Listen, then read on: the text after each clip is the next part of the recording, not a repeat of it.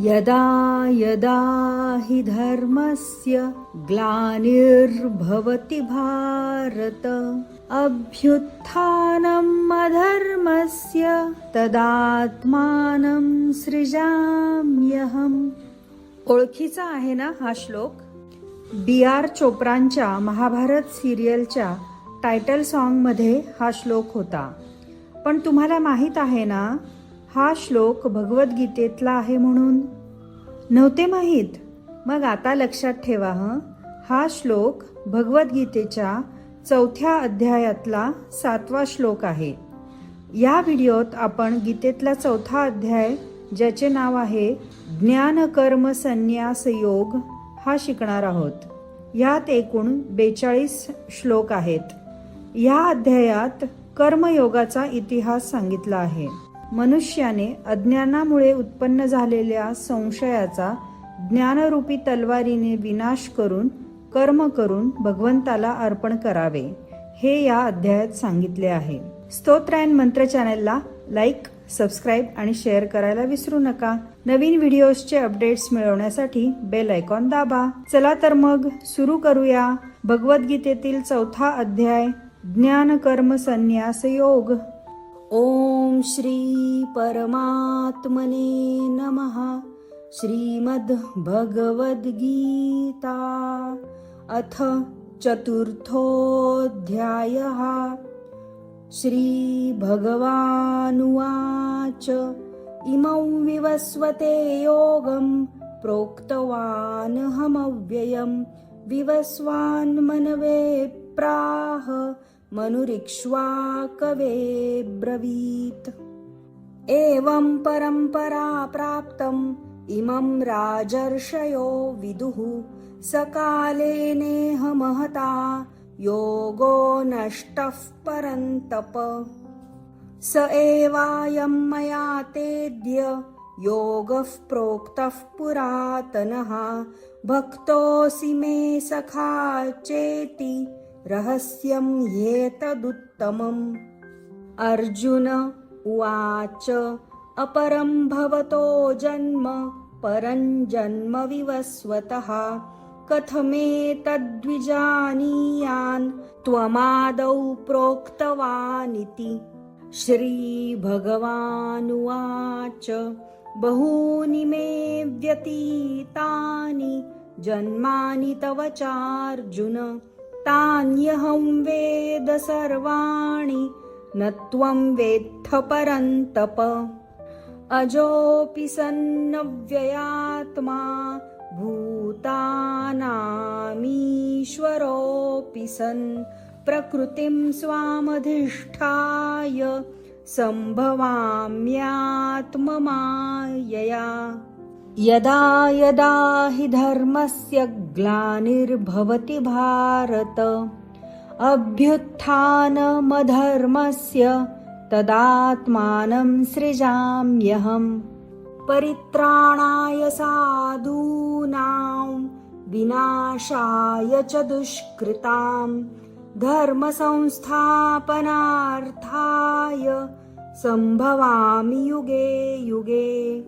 जन्म कर्म च मे दिव्यम् एवं यो वेत्ति तत्त्वतः त्यक्त्वा देहं पुनर्जन्म नैति मामेति सोऽर्जुन. वीतरागभयक्रोधा मन्मया मामुपाश्रिताः बहवो ज्ञानतपसा पूता मद्भावमागताः. ये यथा मां प्रपद्यन्ते तांस्तथैव भजाम्यहम्.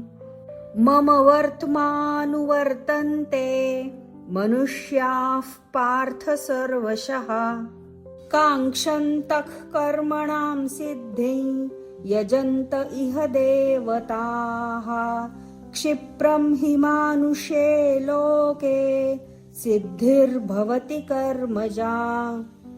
चातुर्वर्ण्यं मया सृष्टं गुणकर्म विभागशः तस्य कर्तारमपि मां विद्य कर्तारमव्ययम्.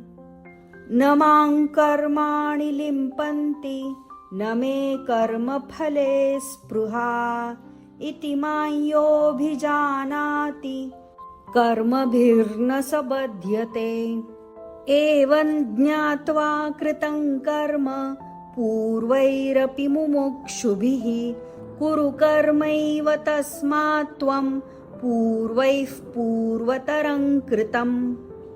किं कर्म किमकर्मेति कवयोऽप्यत्र मोहिताः तत्ते कर्म प्रवक्ष्यामि यज्ञात्वा मोक्ष्यसे शुभात्।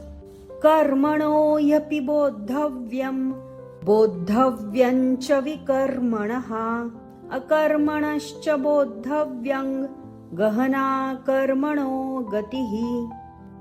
कर्मण्यकर्म यः पश्येद् अकर्मणि च कर्म यः स बुद्धिमान् मनुष्येषु स युक्तः कृत्स्नकर्म कृत्। यस्य सर्वे समारम्भाः कामसङ्कल्पवर्जिताः ज्ञानाग्निदग्धकर्माणं तमाहुः पण्डितं बुधाः। त्यक्त्वा कर्मफलासङ्गं नित्यतृप्तो निराश्रयः कर्मण्यभिप्रवृत्तोऽपि नैव किञ्चित् करोति सः।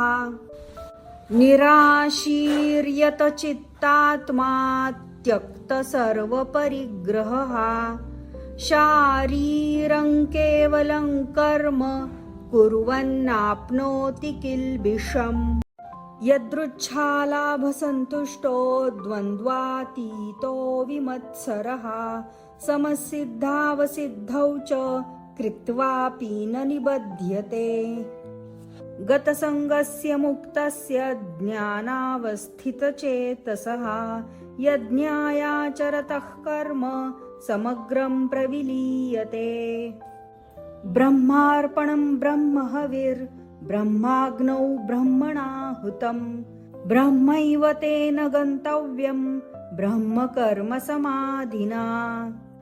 दैवमेवापरे यज्ञै योगिनः पर्युपासते ब्रह्माज्ञावपरे यज्ञै यज्ञेनैवोपजुह्वति।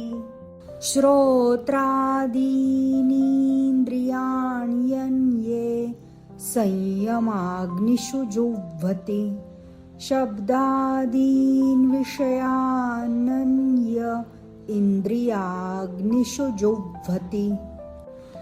सर्वाणीन्द्रियकर्माणि प्राणकर्माणि चापरे आत्मसंयमयोगाग्नौ जुह्वति ज्ञानदीपिते। द्रव्ययज्ञास्तपोयज्ञा योगयज्ञास्तथा परे स्वाध्यायज्ञानयज्ञाश्च यतयः संशितव्रताः। अपाने जुह्वति प्राणं प्राणे पानं तथा परे प्राणापानगतिरुद्ध्वा प्राणायामपरायणाः। अपरे नियताहाराः प्राणान् प्राणेषु जुह्वति सर्वेऽप्येते यज्ञविदो यज्ञक्षपितकल्मषाः। यज्ञशिष्टामृतभुजो यान्ति ब्रह्म सनातनं नायल्लोकोऽस्ति यज्ञस्य कुतोऽन्यः कुरु सत्तम। एवं बहुविधा यज्ञा वितता ब्रह्मणो मुखे कर्मजान् विद्धितान् सर्वान् एवं ज्ञात्वा विमोक्ष्यसे। श्रेयान् द्रव्यमयाद् यज्ञाज् ज्ञानयज्ञः परन्तप सर्वं कर्माखिलं पार्थ ज्ञाने परिसमाप्यते। तद्विद्धि प्रणिपातेन परिप्रश्नेन सेवया उपदेक्ष्यन्ति ते ज्ञानं ज्ञानिनस्तत्त्वदर्शिनः। यज्ज्ञात्वा न पुनर्मोहम् एवं यास्यसि पाण्डव येन भूतान्यशेषेण द्रक्ष्यस्यात्मन्यथो मयि।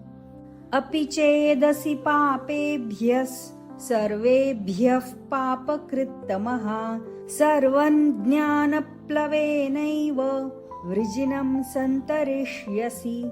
यथैधांसि समिद्धोऽग्निर्भस्मसात् कुरुतेऽर्जुन ज्ञानाग्निः सर्वकर्माणि भस्मसात् कुरुते तथा। न हि ज्ञानेन सदृशं पवित्रमिह विद्यते तत्स्वयं योगसंसिद्धः कालेनात्मनि विन्दति।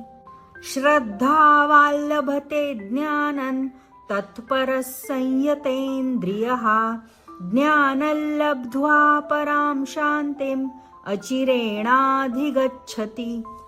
अज्ञश्च श्रद्दधानश्च संशयात्मा विनश्यति। नायल्लोकोऽस्ति न परो न सुखं संशयात्मनः।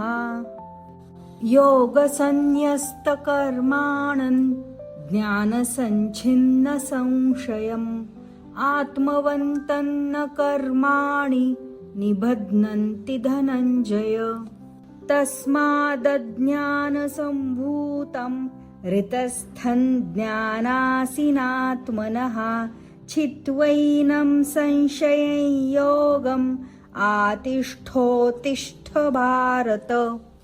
ॐ तत्सदिति श्रीमद्भगवद्गीतासु उपनिषत्सु ब्रह्मविद्यायां योगशास्त्रे श्रीकृष्णार्जुनसंवादे ज्ञानकर्मसन्न्यासयोगो नाम चतुर्थोऽध्यायः।